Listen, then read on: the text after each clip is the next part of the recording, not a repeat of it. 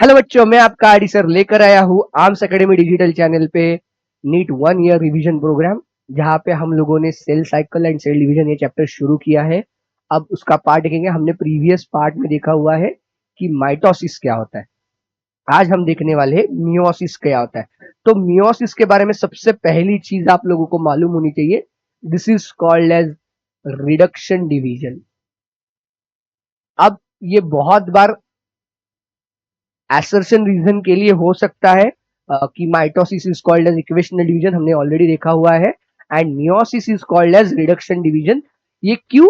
Because इसका सबसे important reason जो है that is there will be the reduction in the number of chromosome. देखो, माइटोसिस में हमने बोला था there is no change in number of chromosome. याद है आप लोगों को? हाँ, याद है क्या? अगर याद नहीं है तो थोड़ा सा याद कर लो।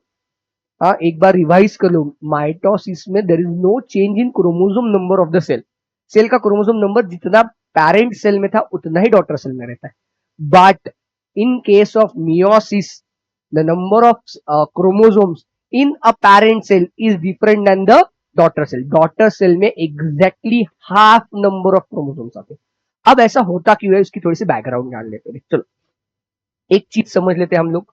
देखो, हमारी कोई भी एक डिप्लॉइड सेल है, बट ऑब्वियसली ना सोमैटिक सेल्स कंसीडर नहीं कर सकते यहाँ पे, क्योंकि हमें मियोसिस देखना है। Mitosis occurs in the somatic cells while meiosis occurs only in the gamete forming sales, और उनको हम बुलाते हैं जर्म सेल्स। ये क्या होगी? ये क्या होगी? जर्मिनल एपिथेलियम से बनी हुई। मतलब कौन सी सेल्स? याद है, हमने ये देखा हुआ है, जर्म सेल्स है। मतलब ये कौन से टाइप के एपिथेलियल टिश्यू है? चलो कमेंट में बताओ मुझे, जर्म सेल्स और the germinal epithelium is which type of epithelium? चलो जल्दी से कमेंट करके बताओ मुझे। ओके, तो ये जर्म सेल्स है। अब देखो यहाँ पे ये चीज आप लोगों को समझना बहुत जरूरी है, meiosis occurs only in the gamete forming cells. Somatic cells में, बॉडी सेल्स में मियोसिस नहीं होने वाला। मियोसिस जो होने वाला है वो जर्म सेल्स या गैमिट फॉर्मिंग सेल्स में। They may be present in the testis, they may be present in the ovary, male female दोनों में। अब देखो, हम लोग एक बात करते हैं कि कोई भी एक जर्म सेल है विच इज एट प्रेजेंट और to begin with the meiosis it is diploid. Suppose ये सेल है, कुछ भी नंबर ऑफ क्रोमोसोम्स होंगे, मैं इसको डिप्लॉइड करता हूं। ह्यूमन की होगी तो बट ऑब्वियसली कितने नंबर ऑफ क्रोमोसोम्स होंगे? ह्यूमन सेल में कितने क्रोमोसोम्स होते हैं? करेक्ट है, 46 क्रोमोसोम्स होते हैं, दैट इज 23 पेयर्स होती है। अब इसमें होता कैसे? देखो, इसमें जो 46 क्रोमोसोम्स है, हम लोग अभी लाइक ह्यूमन का एग्जांपल लेते हैं, आपको क्रोमोसोम नंबर समझने में बहुत इजी जाता है, इसलिए मैं ये कर रहा हूं। ये it has 46 chromosomes.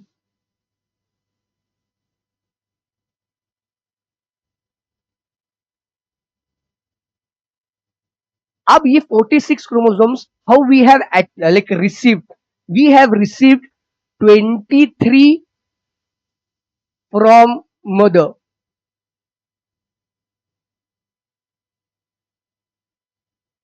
and 23 from father. देखो, हमारे पास जो हमारी डिप्लॉइड सेल है, उसमें किसी भी डिप्लॉइड सेल में ह्यूमन बॉडी के 23 chromosomes will be like received from the mother and 23 chromosomes will be received from the father. ये मम्मी से आने वाले जो क्रोमोसोम्स है, मदर से आने वाले, इनको बुलाते हैं हम मैटरनल। क्या बुलाएंगे? मैटरनल। और जो पापा से आने वाले हैं that is from the father. ये लाइक मदर एंड फादर, ये आपको समझने के लिए। अब ये देखो, हम लोग बायोलॉजिकल टर्म्स देख रहे हैं यहाँ पे। Maternal from mummy and paternal होते हैं दैट इज फ्रॉम द पापा। देखो, ये याद होना बहुत जरूरी है, ये टर्म्स बहुत बार आती है नीट में, नहीं आपको पूरे, आप जब एमबीबीएस के लिए जाओगे ना, वहां पे बहुत बार आएगी मैटरनल पैटर्नल। हाँ, तो मैटरनल मतलब फ्रॉम द मदर, पैटर्नल मतलब फ्रॉम द फादर। इस साल के नीट में आपको एक टर्म आई थी पैटर्नल करके। हाँ, देखो, वो भी आई थी 2025 के नीट में। हाँ, सो ऐसे हमारे पास है। अब देखो, मियोसिस होना जरूरी क्यों है? आप लोगों को ये तो मालूम है कि how the cell or the how the zygote is formed. Let's consider we have two haploid cells or two cells. ये देखो एक मेल गैमिट सेल है और ये फीमेल गैमिट सेल है एंड ये like male gamete cell, female gamete. अभी देखो इन दोनों का फ्यूजन होके जो सेल बनेगी दैट इज जाइगोट है, ये बराबर है. देखो मैं क्या बता रहा हूं, समझ में आ रहा है. सपोज सपोज वहां पे मियोसिस नहीं हुआ है एंड इसके पास भी 46 क्रोमोसोम से इसके पास भी 46.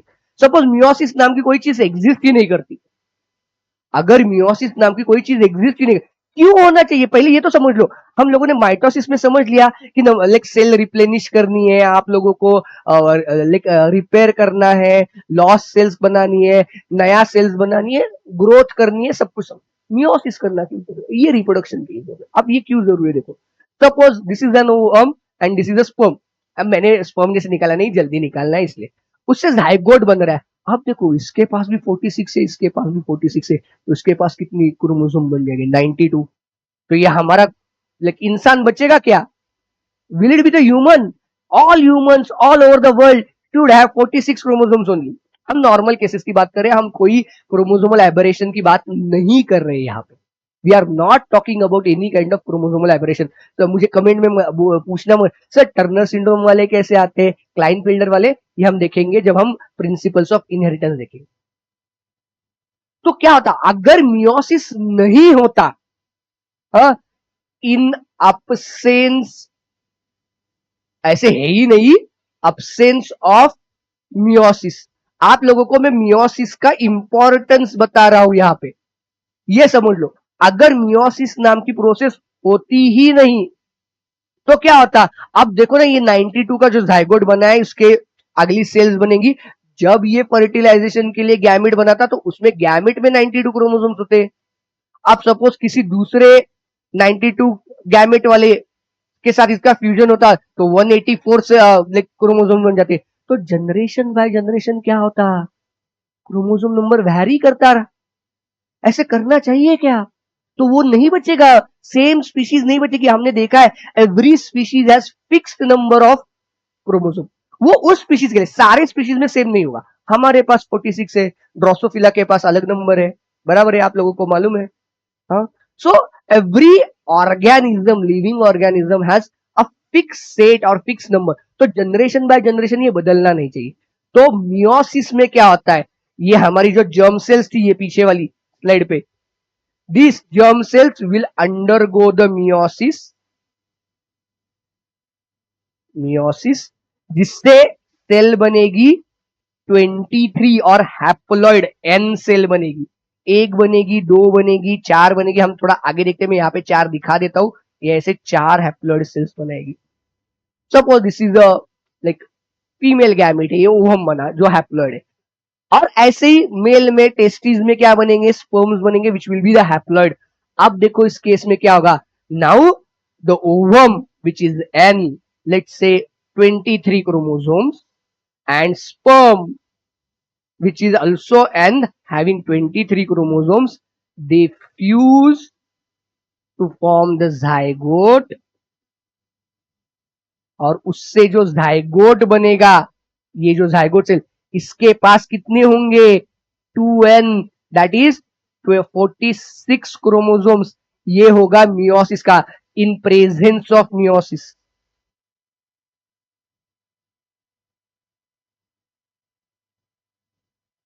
मैं मियोसिस बुलाता हूं, कहीं कहीं पे लोग इसको मायोसिस भी बुलाते हैं, विच इज ऑल्सो करेक्ट. कोई दिक्कत नहीं है इसमें, मियोसिस बुलाओ मायोसिस बुलाओ, दोनों ठीक ही है. हाँ ठीक है बच्चों.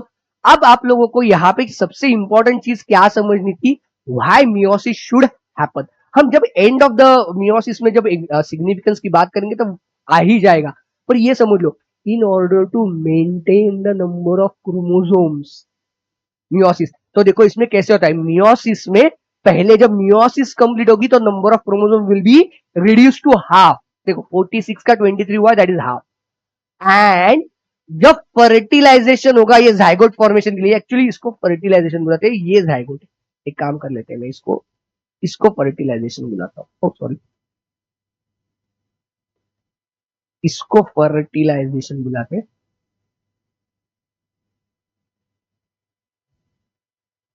एंड ये बनता है ज़ायगोट। इसको थोड़ा मोर अप्रोप्रिएट कर लेते हैं। ये ज़ायगोट जब बना, तब तब देखो number of chromosomes are again retained same. तो ये मियोसिस से रिडक्शन डिवीजन होगी, फर्टिलाइजेशन से वापस restoring of the original chromosome number होगा। तो ये दोनों इवेंट्स जरूरी है, ये दोनों इवेंट जरूरी है। पहले मियोसिस होना भी जरूरी है, अदरवाइज कैसे हो जाता है, generation by generation chromosome number बढ़ता जाता। हाँ, और उसके प्रॉब्लम्स अलग हो जाते हैं। आप लोगों को थोड़ा बहुत मालूम होगा, एक भी क्रोमोसोम, उसकी एक भी एक्स्ट्रा कॉपी आ गई तो बहुत दिक्कत होती है, हमने पढ़ा भी है।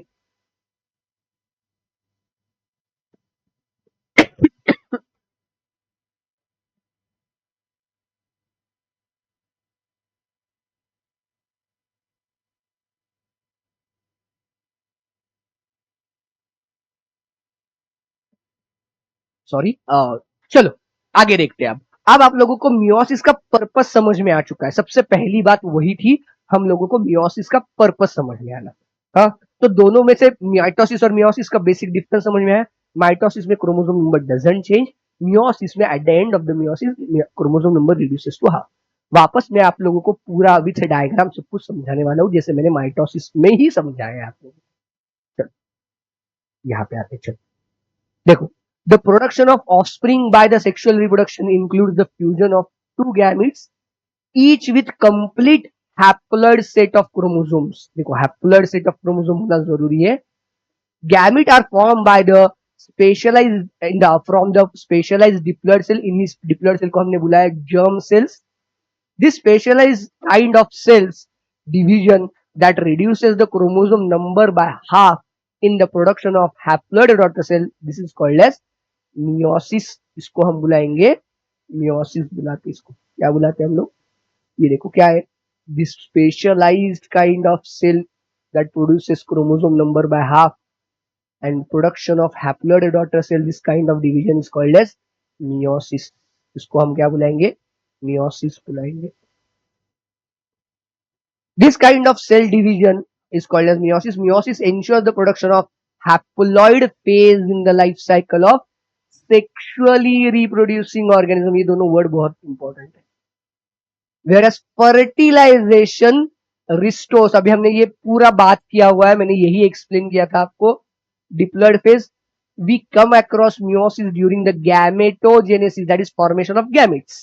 Gametogenesis is formation of gametes in the plant as well as in animals। This leads to the formation of haploid gametes। The key features हम लोगों को दिए हैं। अब माइटोसिस थी वो सिंगल फेज में थी, मतलब एक बार शुरू हुआ कंप्लीट हो गया। अब मियोसिस में थोड़ा सा डिफरेंस है। Meiosis is divided into the two parts, meiosis 1 and meiosis 2। देखो ये हम लोगों ने अपने सेक ऑफ कन्वीनियंस के लिए किया हुआ, हाँ हम लोगों ने अपने सेक ऑफ कन्वीनियंस के लिए। ये देखो, this is nothing but mitosis, same mitosis जैसे ही, ये process wise similar to mitosis है। हाँ, ये प्रोसेस वाइज, बाकी कुछ भी डिफरेंस नहीं है। हमने माइटोसिस ऑलरेडी बहुत डिटेल में पढ़ा है। हाँ, तो हम मियोसिस 2 में ज्यादा टाइम नहीं डालेंगे, हम मियोसिस 1 समझने में टाइम इन्वेस्ट करेंगे, क्योंकि क्वेश्चंस आते हैं तो मियोसिस 1 पे सबसे ज्यादा आते हैं। एंड आपकी गलती होती है, तो ये एक जो फेज है इसकी, प्रोफेज 1 करके ये जो फेज है, इस पे सबसे ज्यादा आप लोगों की गलती होती है। तो मैं उसको आपको विथ ट्रिक्स टिप्स सब कुछ समझाने वाला हूं, आप लोग कभी गलती नहीं करोगे, ये मेरी गारंटी है। अब सिर्फ लेक्चर अच्छे से देख लेना, अदरवाइज बोल लेना सर हमने 2x पे डाला था, हमने आपकी आधी बातें सुनी नहीं और हमारी गलती हो गई, ऐसे नहीं होगा। उसमें आपको मैंने एक एंड में ना एक बहुत इंपॉर्टेंट चार्ट भी दिया है, ताकि उतना चार्ट पढ़ो, आपका मियोसिस 1 का कोई क्वेश्चन गलत नहीं होगा, ये मेरी गारंटी है। अच्छे से पढ़ो सर। हाँ, जैसे मैं सारी शॉर्ट नोट्स देता ही आ रहा हूं आप लोगों को। ये हुआ है, ये हुआ है। Now let's begin with the meiosis. अब देखो, meiosis 1 is little bit different than the mitosis. अब मियोसिस 1 में सबसे इंपॉर्टेंट चीजें क्या होती है, जो प्रोफेज 1 है, जिसको मियोसिस 1 एंड मियोसिस 2 बोला ना हमने प्रीवियस स्लाइड पे देखा हुआ है, तो ये meiosis 1 is further divided into the, जैसे माइटोसिस में था प्रोफेज, मेटाफेज, एनाफेज, टेलोफेज, वैसे ही meiosis 1 and meiosis 2 both of them are divided into prophase 1, metaphase 1, anaphase 1, telophase 1 and prophase 2, metaphase 2, anaphase 2, telophase 2 respectively, 1 के लिए 1, 2 के लिए 2। बट इसकी प्रोफेज, मियोसिस 1 की prophase is little bit complicated and time consuming. Complicated, event wise complicated है, हाँ, समझने में कॉम्प्लिकेटेड नहीं, डोंट वरी, मैं हूं आपके लिए, हाँ। सो आपको समझने में कोई दिक्कत नहीं। तो प्रोफेज 1 को हमने फर्दर 5 स्टेजेस में डिवाइड किया, हाँ, हमने किया है, मतलब on the basis of chromosomal behaviour है ये, बाकी कुछ भी नहीं। ऐसे सेल आकर बताए कि नहीं चलो मैं अभी प्रोफेज 1 में हूं, देखो मुझे, ऐसे नहीं है, ये सेल में कंटिन्यूअस प्रोसेस है। देखो हमने माइटोसिस में भी बोला ना कि जब एमफेज शुरू होती है, it is difficult to draw the clear cut boundaries, हाँ, हमने boundaries on the basis of what draw की है, हाँ, क्रोमोसोमल बिहेवियर, याद रखना क्रोमोसोमल बिहेवियर जरूरी है सबसे। तो प्रोफेज 1 को भी हमने 5 स्टेजेस में या 5 फेजेस में हमने उसको डिवाइड किया है on the basis of chromosomal behaviour. तो पहली है लेप्टोटिन, सेकेंड वन इज, ये देखो ये इसका सीक्वेंस भी इंपॉर्टेंट, पहली है leptotene, second one is zygotene, third one is pachytene, fourth one is diplotene and fifth one is diakinesis. अब आपको बहुत बार इनके सीक्वेंस पे क्वेश्चन आता है, याद रखने के लिए एक निमोनिक बता देता हूं, जिनको हेल्प होगी उनको हेल्प होगी, मुझे ऐसे मतलब मेरा ऐसा कोई आपको मैंडेटरी नहीं कि आपको निमोनिक ही याद रखना है, निमोनिक से आसान होता है अगर आपको लगता है, अगर नहीं लगता छोड़ दो, मुझे कोई दिक्कत नहीं, हाँ? तो मैंने मेरे 12th के वक्त बनाया था ये, लेटेस्ट नहीं है ऐसे कुछ, मैंने 12th में, मेरे याद रखना थोड़ा सा दिक्कत आती थी ना, तब की बात है, तो मैंने बनाया था लीना को ज्यादा पैसे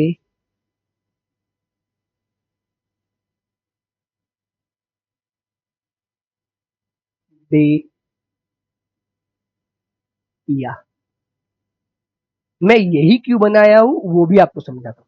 लीना को ज्यादा पैसे दे दिया, लीना ले लो, लक्ष्मण ले लो, आपको जो चाहिए हो, लवीना ले लो, कुछ भी ले लो, मुझे कोई दिक्कत नहीं, ऐसे ही, हाँ। मैंने बनाया था लीना को ज्यादा पैसे दे दिया। अब मैंने ये ऐसा ही क्यों बनाया था, बाकी सब कुछ छोड़ो, ये लास्ट में देखो दो डी वाले हैं, हाँ। अब पहला कौन सा दूसरा कौन सा, ऐसा डिफिकल्टी आ सकती है, तो मैंने इसका स्पेलिंग देखो DIA, और इसका स्पेलिंग देखो ये भी है DIA, दिया डायाकाइनेसिस, तो लास्ट वाला है ना।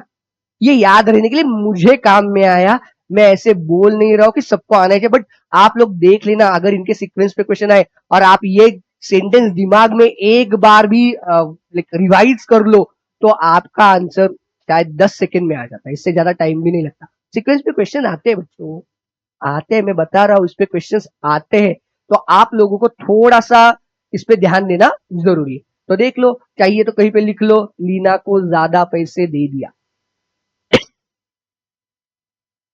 चलो हम we will start learning each step in detail with reference to the NCERT में क्या क्या दिया है। देखो एनसीईआरटी ने एक बड़ा सा पैराग्राफ देकर आपको छोड़ दिया है, हाँ, इसकी अलग अलग डायग्राम भी नहीं है आपके पास, तो आप लोगों को ये समझना बहुत जरूरी है। अब यहाँ पे हम लोगों को क्या जरूरी है, और एक चीज मैं बताता हूँ आप लोगों को, याद रखो कि जब हम मियोसिस की बात करें, यहाँ पे हम नंबर ऑफ क्रोमोसोम्स की जगह पे, मतलब नंबर ऑफ क्रोमोसोम्स है ही, but instead of talking about the number of chromosomes, we are going to mainly put a focus on the paired chromosomes, number of pairs of chromosomes। तो हम लोग, मैंने यहाँ पे दो चार निकाले, आप इसको ह्यूमन के लिए कोरिलेट कर सकते हो, उसमें कोई दिक्कत नहीं आएगी। चलो, तो फर्स्ट स्टेज लेप्टोटिन थी हमारी। During leptotene stage chromosome becomes gradually visible under light microscope. ये देखो, ये लाइट माइक्रोस्कोप है, यहाँ पे इलेक्ट्रॉन माइक्रोस्कोप की जरूरत नहीं है आपको। Which chromosome it is light microscope है क्रोमोसोम देखने के लिए। यहाँ पे आपको इलेक्ट्रॉन माइक्रोस्कोप की जरूरत नहीं। 2023 या 4 में ये क्वेश्चन था, 3 में था, 4 में था, 4 में। लाइट माइक्रोस्कोप, सिंपल माइक्रोस्कोप या कंपाउंड माइक्रोस्कोप ऐसे करके आता है करेक्ट इनकरेक्ट स्टेटमेंट में। वहां पे कंपाउंड आया था, light microscope is nothing but compound microscope, दोनों सेम ही। हाँ, लाइट माइक्रोस्कोप ही कंपाउंड माइक्रोस्कोप बुलाते हैं हम। हाँ, the compaction of chromosome continues through out the electron. देखो प्रोफेज का बेसिक पर्पस क्या है। अब प्रोफेज में ये 5 स्टेजेस हमने डिवाइड किए, हमने उसको लेबल किया इसलिए अलग है, पर बेसिकली प्रोफेज का पर्पस क्या है? Compaction of chromosomes. करेक्ट है, that is absolutely right. Prophase में होता क्या है? कॉम्पैक्शन।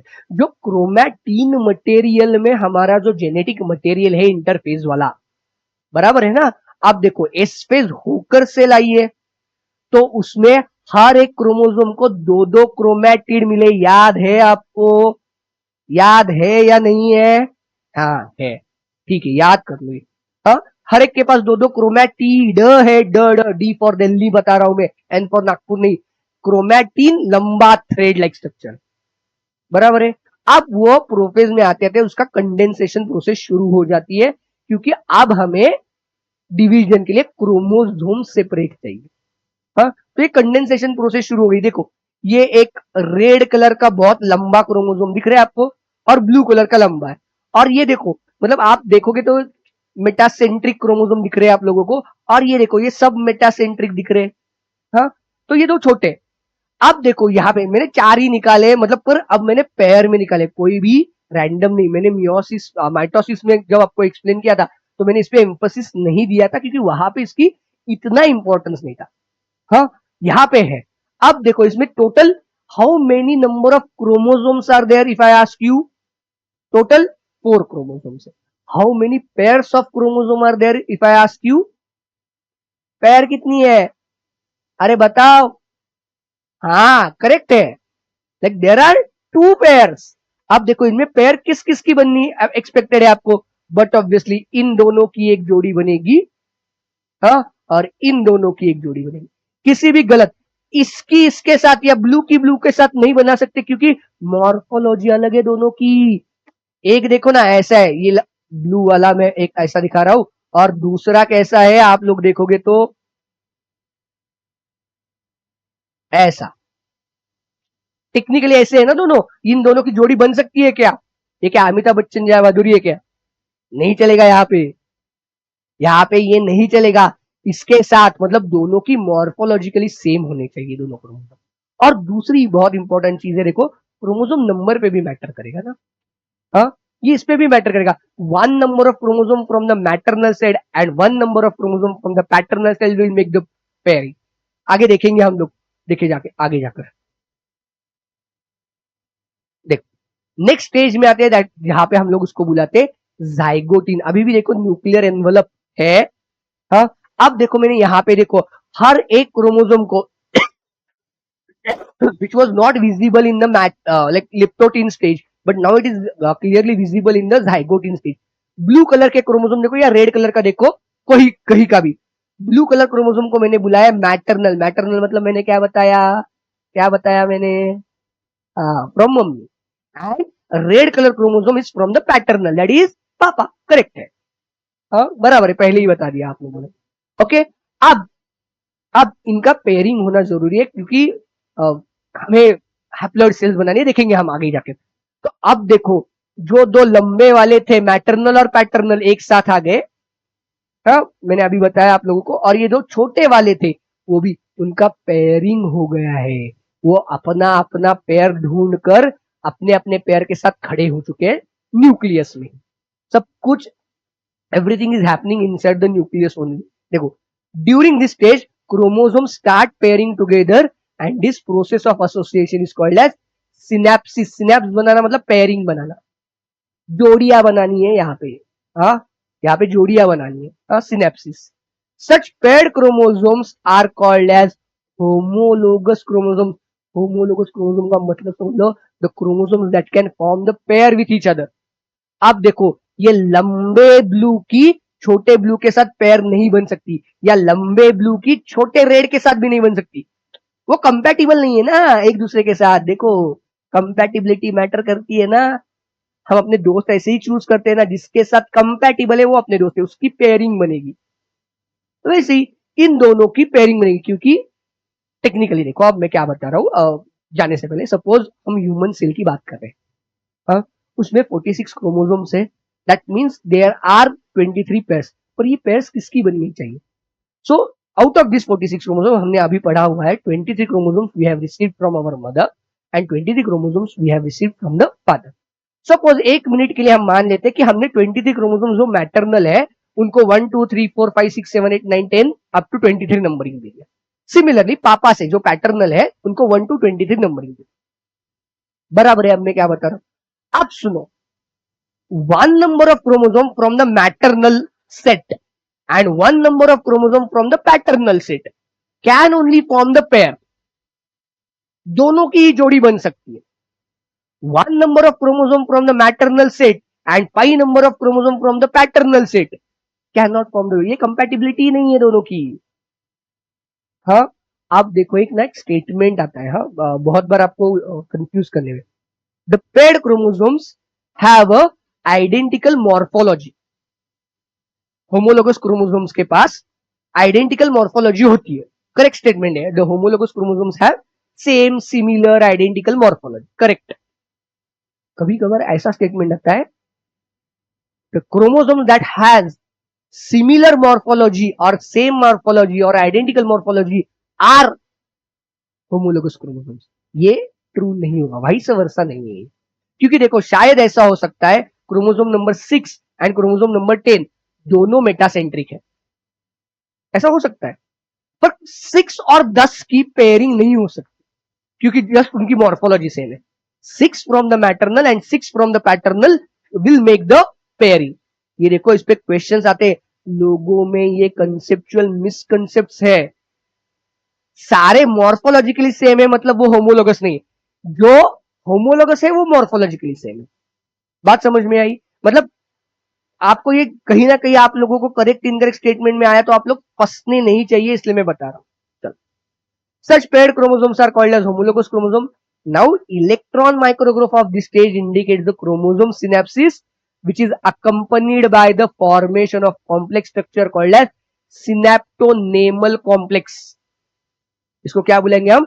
Synaptonemal complex. दिख रहा है, एक दूसरे को एक दूसरे के साथ पकड़ कर रखने के लिए एक कोई स्ट्रक्चर है, एक कॉम्प्लेक्स स्ट्रक्चर है, जो जिनकी पेयरिंग बनने वाली है उनमें कोई तो बॉन्डिंग भी तो होना चाहिए ना।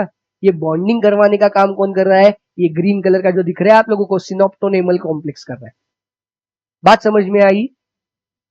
The complex form by a pair of synapsed homologous chromosome is called as bivalent और टेट्राड। देखो, this is nothing but one bivalent, this is another bivalent by दो क्रोमोसोम से। बराबर है ना, पेयर में दो ही होने चाहिए, पेयर में थोड़ी 3 लोग होंगे कुछ भी। हाँ, इसको बाइवेलेंट बुलाएंगे या टेट्राड टेट्राड भी बुलाएंगे हम लोग। टेट्राड क्यों? हर एक में मतलब एक पेयर में 4 क्रोमैटिड्स है इसलिए। हाँ, इसको क्या बुलाएंगे हम? टेट्राड बुलाएंगे। जाइगोटिन स्टेज समझ में आ चुकी है? किसी को कोई डाउट है तो क्विकली पूछ लेना, चाहे तो डायग्राम निकाल लेना, आपके लिए है।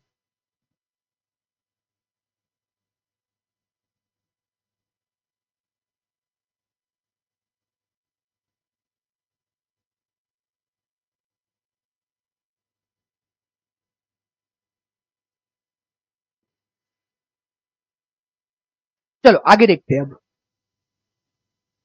ये है नेक्स्ट स्टेज इज पैचिटिन, इसकी डायग्राम नेक्स्ट स्लाइड पे है, डोंट वरी, विदाउट डायग्राम कुछ नहीं पढ़ाने वाला मैं आप लोगों को यहाँ पे। During this stage the 4 chromatids, देखो एक एक पेयर के पास 4 क्रोमैटिड है ना, देखिए ना, पेयर में एक क्रोमोसोम के पास 2 है, ऐसे 2 क्रोमोसोम की एक जोड़ी बनी है, तो हर एक के पास कितने, मतलब टोटल 4 क्रोमैटिड से of each bivalent chromosome become distinct and clearly appears as a tetrad.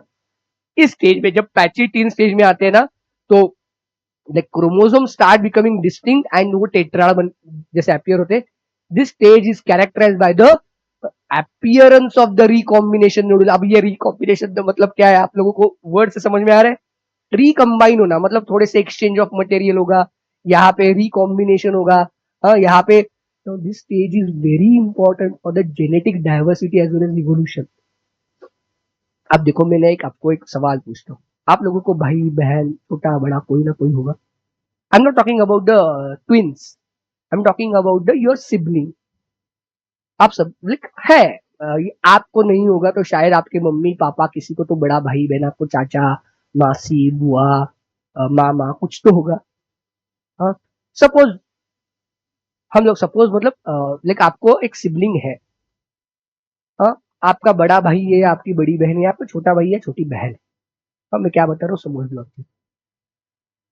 Does that sibling look exactly like you? आपके जैसे दिखता है क्या वो सिबलिंग? एग्जैक्टली सेम दिखता है? बिल्कुल नहीं. क्यों? Though you both are the offsprings of the same parent, still you do not look alike. हाँ, you have some similarities but not the identicalness. आप लोगों के पास आइडेंटिकल नहीं हो आप. अब ये क्यों? तो इसमें ना इस पैचिटिन स्टेज का मतलब ये रिकॉम्बिनेशन का बहुत बड़ा कॉन्ट्रीब्यूशन. इसीलिए देखो बहुत बार ना हमारे कुछ कैरेक्टरिस्टिक्स हमारे दादा दादी या नाना नानी के साथ मैच करते हैं. फेशियल होते हैं बहुत बार, हाँ, अपीयरेंस लाइक होते हैं, स्ट्रक्चर ऑफ हेयर होता है, आई कलर होता है, ऐसे भी होता है बहुत बार. हाँ, इसका रीजन यहाँ पे है. The sites at which crossing over occurs between the non-sister chromatids of the homologous chromosome. अब ये भी मैं बताने वाला हूँ. What do we mean by non-sister chromatids of homologous chromosome? ये तो बहुत बार, ये बहुत पॉपुलर क्वेश्चन है. अब ये बहुत घिसा पिटा बनाया है, मतलब मैं मानता हूँ कि अब इस पे क्वेश्चन नहीं आना चाहिए. हाँ, but obviously crossing over is going to occur between the non sister chromatids of homologous chromosome. अब होमोलोगस क्रोमोसोम सबको मालूम है. नॉन-सिस्टर क्रोमैटिड्स मतलब क्या, हम लोग देखेंगे आगे जाकर. Crossing over is the exchange of genetic material between two homologous chromosome. देखो एक्सचेंज होगा तो होमोलोगस में ही होगा. जिनकी पेयरिंग बनी उनमें ही एक्सचेंज ऑफ मटेरियल होगा ना. आप अपने दोस्त को जाकर ही दिल की बात बताते हो, बराबर है ना? या किसी दूसरे दोस्त को जाकर बताओगे, या किसी दूसरे के दोस्त को जाकर बताओगे? नहीं. Usually you tell about your दिल की बात की ये मुझे बहुत डिफिकल्ट लगता है, ये मुझे बहुत आसान लगता है, रोहन सर के लेक्चर्स बहुत मजा आता है ना. हाँ, तो ये सब लोग आप जाकर किसको बताओगे? आपके दोस्तों को बताओगे, जिनके साथ आपकी वेवलेंथ मैच होती है उनको ही बताओगे. आप थोड़ी जेई वालों को जाकर बताओगे रोहन सर के लेक्चर्स बहुत मजा आता है, आप लोग भी ना, उनका टाइम वेस्ट हो जाएगा, जेई वालों को है ही नहीं. और आप बायो वालों को बताओगे कि रोहन सर के लेक्चर देख लेना, उनमें मजा आता है, सीखने के लिए मिलता है, इजी भी हो जाता है. But like we exchange. तो यहाँ पे भी जो होता है ना क्रॉसिंग ओवर के बाद exchange of genetic material that happens in the homologous chromosome only. किसमें होता है वो? होमोलोगस क्रोमोसोम में ही होगा. हाँ, एंड देखो the this is enzyme mediated process. The enzyme involved here is called as recombinase. इस पे क्वेश्चन था नीट 2022 में, रिकॉम्बिनेशन एंड रिकॉम्बिनेज पे. हाँ, ये पीवाईक्यू में था. Crossing over leads to recombination of genetic material on the two chromosomes. recombination between homologous chromosome is completed by the end of the पैचिटिन. ये देखो ये थोड़ा सा स्टेटमेंट है ना, हाईलाइट करके रखना आप लोग.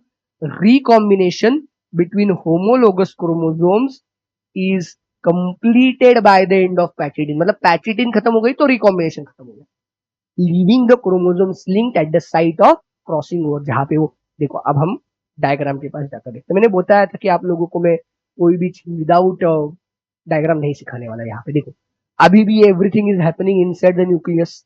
न्यूक्लियर मेम्ब्रेन है अभी भी. सेंट्रियल देखो एक दूसरे से थोड़े लाइक दूर दूर जाना शुरू हो चुके, पोल्स की तरफ घूमना.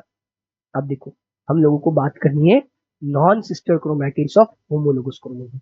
ये देख रहे हो आप लोग, ये रेड और ब्लू, ये देखो ये और ये. हाँ, यहाँ पे ये दोनों एक chromatid, one chromatid from the maternal and one chromatid from the paternal is called as non sister chromatid. देखो मैंने वहां पे आपको ग्रुप करके भी बताया है non sister chromatids of homologous chromosome. अगर आप दो ब्लू के क्रोमैटिड्स देखोगे तो उनको सिस्टर क्रोमैटिड्स बुलाएंगे. एक ही ब्लू क्रोमोसोम का, किसी भी एक ब्लू क्रोमोसोम का आप क्रोमैटिड देखोगे दोनों, तो उसको सिस्टर क्रोमैटिड बोले। But one from the green and one from the red and one from the blue देखोगे, one from the maternal and one from the paternal देखोगे, तो they will become the non sister chromatids of homologous chromosome. इसीलिए हमारे पास mummy papa दोनों के characteristics आते हैं ना, यहाँ पे रिकॉम्बिनेशन भी है ना।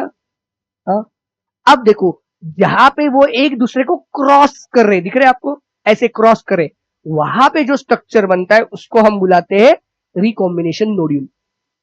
हाँ, अभी देखो सिनेप्टोनेमल कॉम्प्लेक्स दिख रहा है आप लोगों को, है ना सिनेप्टोनेमल कॉम्प्लेक्स। हाँ है, क्यों मैं बता रहा हूं, उस पर एम्फेसिस करो, आपको पता चलेगा एक 5 मिनट बाद, 5 भी नहीं 2-3 मिनट बाद पता चल जाएगा।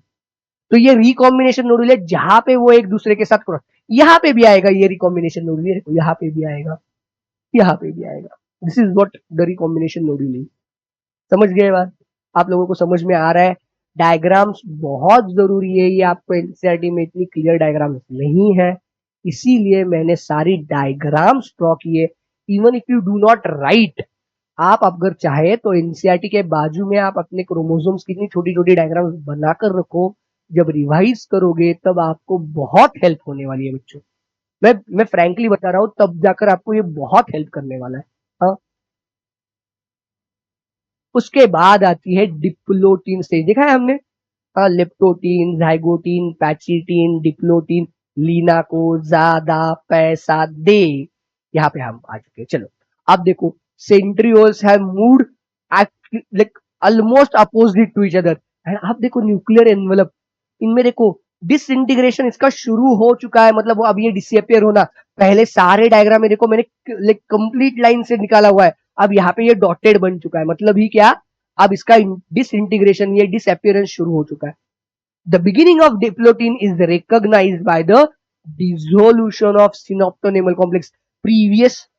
देखो यहाँ पे मैंने दिखाया था, ये देखो यहाँ पे सिनेप्टोनेमल कॉम्प्लेक्स है, ऐसे मैंने बताया था आप लोगों को, 2 मिनट में हम जानेंगे मैं इस पे क्यों एम्फेसिस कर रहा हूं। as soon as synaptonemal complex dissolve, हम इसको बुलाते हैं the beginning of the diplotene is recognized by the dissolution of synaptonemal complex. एक बार सिनेप्टोनेमल कॉम्प्लेक्स डिसॉल्व हो गया कि हम लोग मानेंगे the cell has entered into the diplotene stage. जब तक सिनेप्टोनेमल कॉम्प्लेक्स है तब तक सेल पैचिटिन में। And the tendency of recombined homologous chromosome of the bivalent to separate from each other except at the site of cross। वो देखो बाकी सब जगह से एक दूसरे से दूर हो गए, आप देखो एक दूसरे से दूर हो गए, पर कहां पे अटके हुए हैं वो एक दूसरे के साथ, यहाँ पे। इसको नाम देते हैं हम लोग, इसको जहां पे रिकॉम्बिनेशन नोड्यूल था उसको बुलाएंगे, दिस एक्स शेप्ड रीजन को बुलाएंगे हम चाइज़माटा। मैं यहाँ पे ही लिख रहा हूं, आप लोग बाजू में लिख लो, चाइज़माटा। इसको क्या बुलाएंगे, काइज़माटा बुलाओ, कोई दिक्कत नहीं, काइज़माटा चाइज़माटा अलाउड है। अगला स्टेटमेंट बहुत जरूरी है क्योंकि इसका रेफरेंस आपको 12th के ह्यूमन रिप्रोडक्शन में आएगा, इसको मैं हाईलाइट ही करके रखता हूं आपके लिए। देखो क्या statement, in oocytes of some vertebrate diplotin can last for months or years। The diplotene मतलब सेल वुड गेट अरेस्टेड, मतलब वो अगली प्रोग्रेस नहीं होने देगी। Cell would get arrested in the diplotene stage in oocyte of some vertebrates, not in all। oocyte होगी तो, but obviously हम फीमेल्स की बात करें, मेल्स की बात नहीं कर रहे, हम ओवम के फॉर्मेशन की बात करें, oogenesis की बात करें, हम कहीं पे भी स्पर्मेटोजेनेसिस की बात। It can last for months to years. जैसे हम लोग अगर बात कर ले कि ह्यूमन केस में, the cells, those cells, the like oogoneal cells जिनसे अल्टीमेटली ओवम बनने वाले, they are arrested in this diplotene stage till the female reaches और that girl reaches the puberty. तभी जाकर वो अगली स्टेजेस कंटिन्यू करेगी। तब तक ये मतलब आप मान लो अराउंड 12 से 14 साल तक वहां पे ये सेल्स अरेस्टेड है। हम लोगों को एक ये बात में वापस पढ़ना भी है, इन case of human like the number of oogoneal और एग मदर सेल्स ना, लाइक बिफोर बर्थ ही आती है, उसके बाद ऐड नहीं होती, तो उनका नंबर फिक्स होता है। and they are arrested at the diplotin stage. They are not, or they are not going to perform the meiosis, further meiosis, till that female reaches the puberty.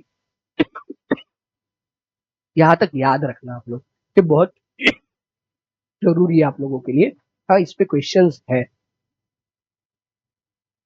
Last one is diakinesis. देखो, अब डायाकाइनेसिस में आप लोगों को क्या दिख रहा है? Nuclear envelope has disappeared. Centriole से क्या हो रहा है? स्पिंडल फाइबर्स जनरेट होना।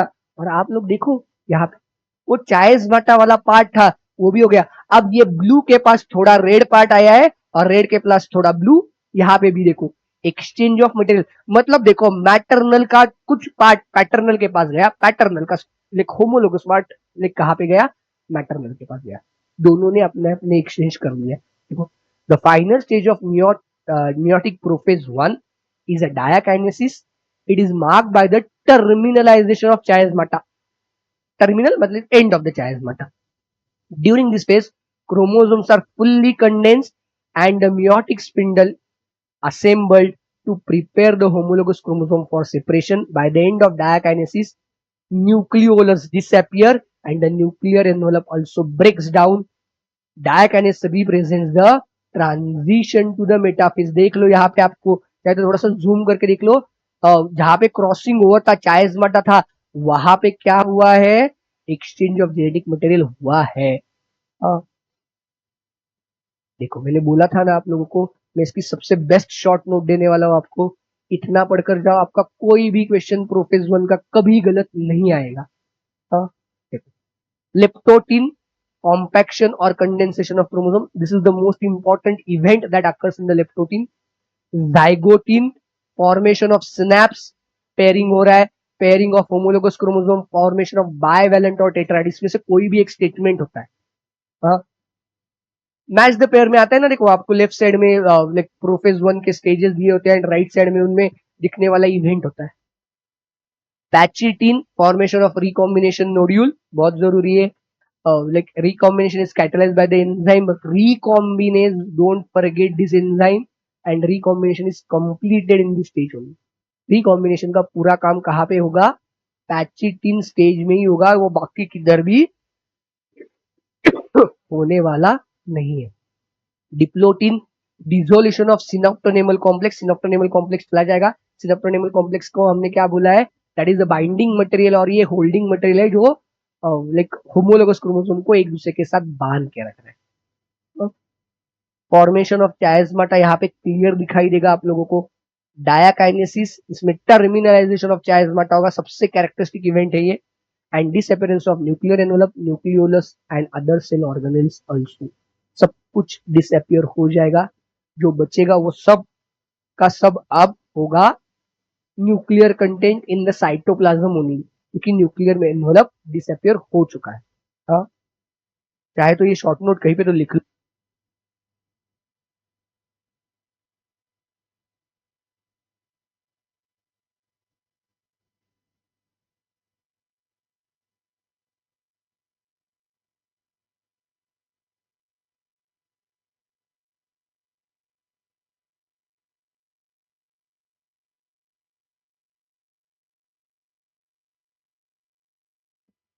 हेलो, चलो आगे देखते हैं हम लोग। अब मेटाफेज 1 है, देखो मेटाफेज 1, बट ऑब्वियसली क्या होगा? The chromosomes will arrange at the equatorial plate, bivalent align. देखो अब सिंगल सिंगल क्रोमोसोम नहीं है, ये बायवैलेंट जैसे अलाइन होंगे। And spindle fibres attach to the kinetochore of the homologous chromosome. अब यहाँ पे देखो, ये देखो आपका जो मेटासेंट्रिक लंबा वाला क्रोमोसोम था, और ये शायद सब मेटासेंट्रिक हमने बोला था इसको, तो ये सब मेटासेंट्रिक है। अब देखो यहां से जो आने वाले स्पिंडल फाइबर्स है, ये इसके इसके कहां पे है? काइनेटोकोर को अटैच है। सिमिलरली यहां पे भी काइनेटोकोर को अटैच है, यहां पे भी और यहां पे भी। हाँ, मैंने जानबूझ के ऐसे क्रिस क्रॉस फॉर्म में निकाला है, मतलब ब्लू के नीचे ब्लू और रेड के नीचे रेड नहीं, क्योंकि मुझे आगे दिखाना है आपको कुछ। हाँ, ऐसे जरूरी नहीं कि मैटरनल मैटरनल एक ही साइड पे चले जाए, पैटर्नल पैटर्नल एक ही साइड पे चले जाए, ऐसे जरूरी नहीं है। बहुत परम्यूटेशन कॉम्बिनेशन हो सकते हैं इसमें। अब देखो एनाफेज 1, इसमें क्या? ओके ओके ओके, आपको डायग्राम निकालनी है, सॉरी। देख लो हो क्या रहा है, बायवैलेंस अटैच। अब मैंने सिर्फ क्रोमोसोम्स नहीं बुलाया इनको, अब मैंने इनको बायवैलेंट बुलाया है। बहुत जरूरी है आपको समझना। अगर आपको ये रियलाइज नहीं हुआ तो आप गलती करके बैठोगे और आपको ये गलती महंगी पड़ जाएगी, मार्क्स चले जाएंगे ना आपके। हाँ, हो गई diagram, done with diagram. Okay okay, निकालो निकालो निकालो।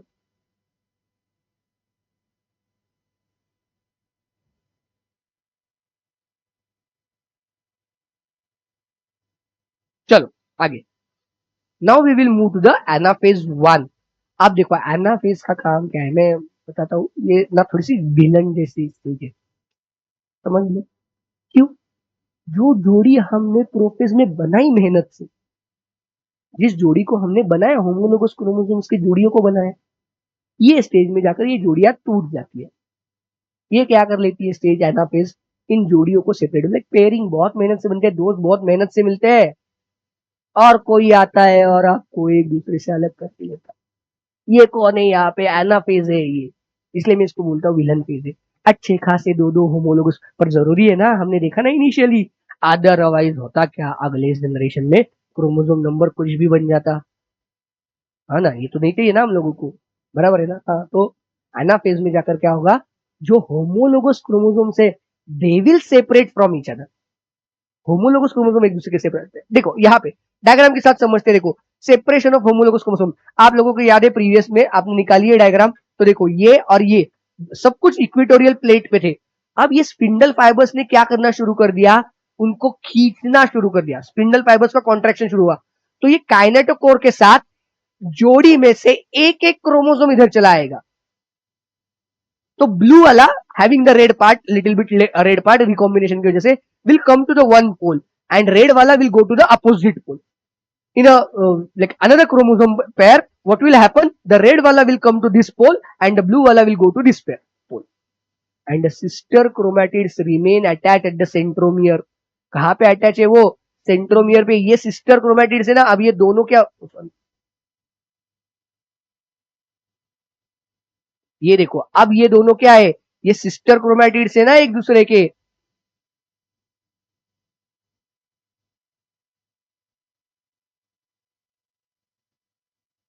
हमने क्या देखा था, ब्लू एंड रेड एक दूसरे के नॉन सिस्टर क्रोमेटिड्स है, पर ब्लू ब्लू और रेड रेड दोनों क्या है, एक दूसरे के सिस्टर क्रोमेटिड्स है। तो वो एक लाइक सेंट्रोमियर पे एक दूसरे के साथ अटैच है।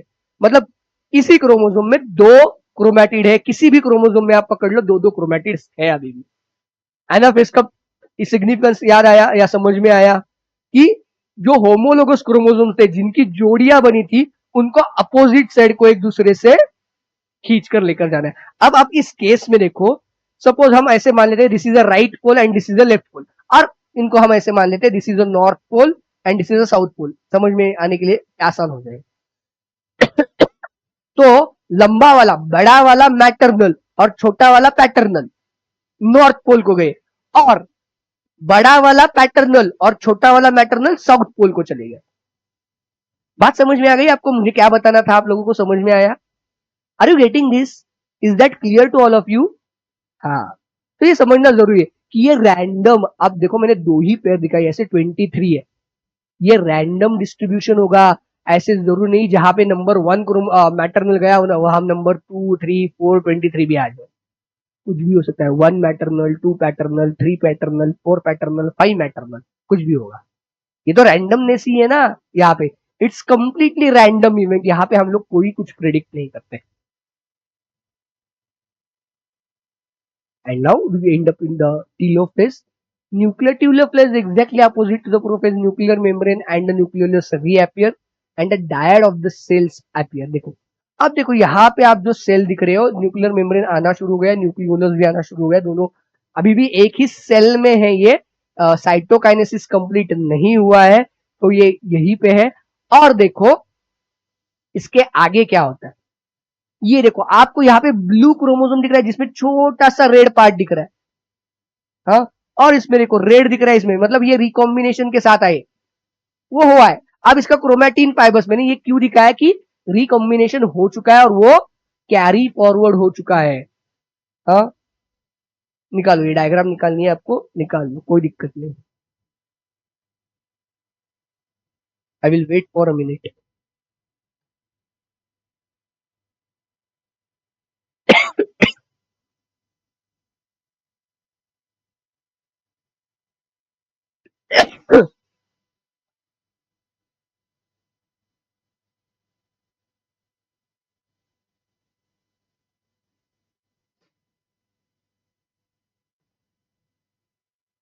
So this was all about the meiosis 1 completely. अब मैंने जैसे बोला meiosis 2 is nothing but what? Mitosis. meiosis 2 is nothing but what? Mitosis। ये अब देखो, ये जो दो सेल साइटोकाइनेसिस के बाद सेपरेट हो जाएगी, सपोज ये यही एक सेल है, हम लोग मान लेते यहां से ये एक सेल है।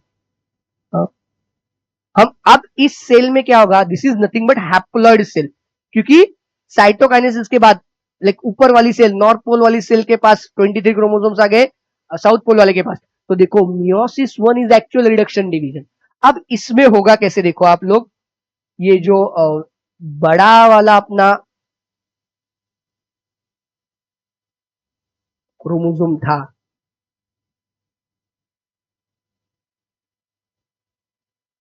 विच वॉज मेनली ब्लू, हाँ, और छोटा सा रेड, एंड दूसरा अपना वाला था ये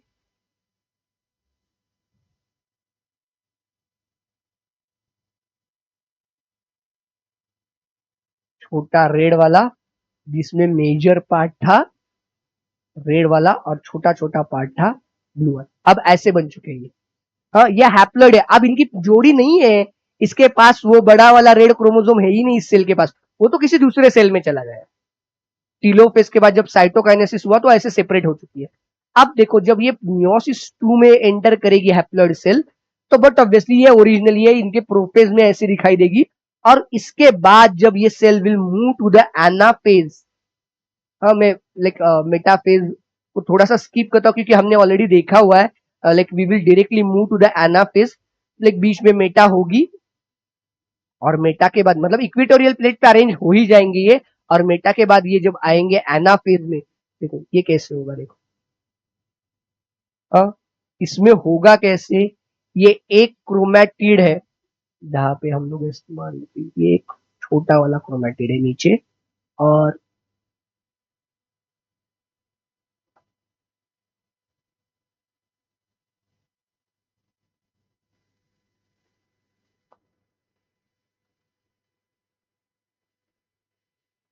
ये देखो, ये क्रोमैटिड सब सेपरेट हो गया। अब इनको हम एक एक क्रोमोसोम बुलाएंगे। तो दूसरे केस में कैसे होगा,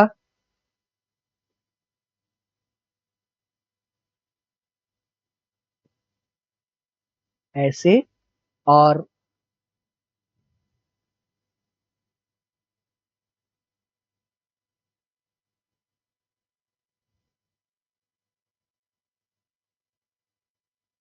छोटा छोटा रेड भी आ जाएगा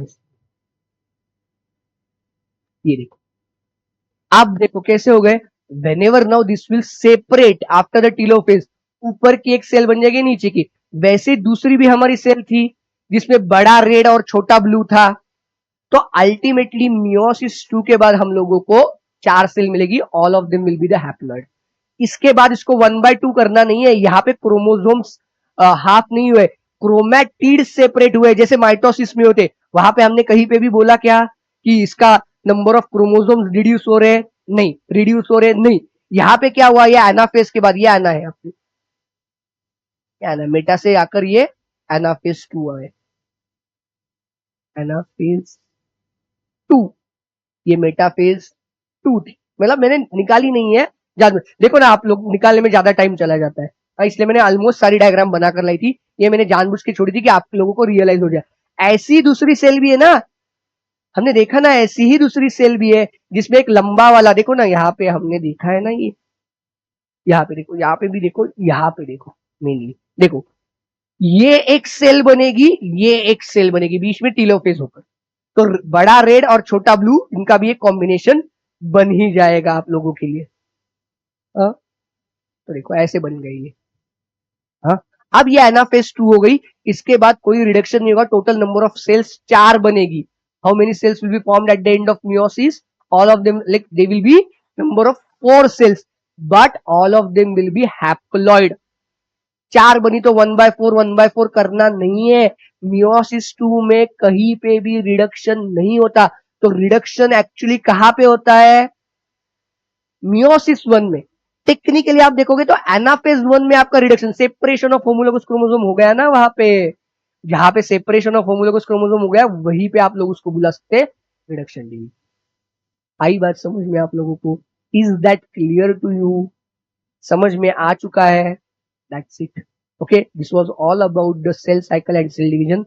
अगले लेक्चर से हम स्टार्ट करने वाले हैं प्लांट फिजियोलॉजी. हाँ, अगले लेक्चर से हम लोग स्टार्ट करने वाले हैं प्लांट फिजियोलॉजी. फोटोसिंथेसिस मुझे मालूम है आप लोगों को बहुत तकलीफ देता है, मैं करवा कर लेने वाला हूँ, बहुत इजी तरीके से सिखाऊंगा. So that stay tune, stay connected, आप बने रहना. हाँ, जो क्वेश्चंस पूछे उसके कमेंट में आंसर देते रहें. Thank you very much.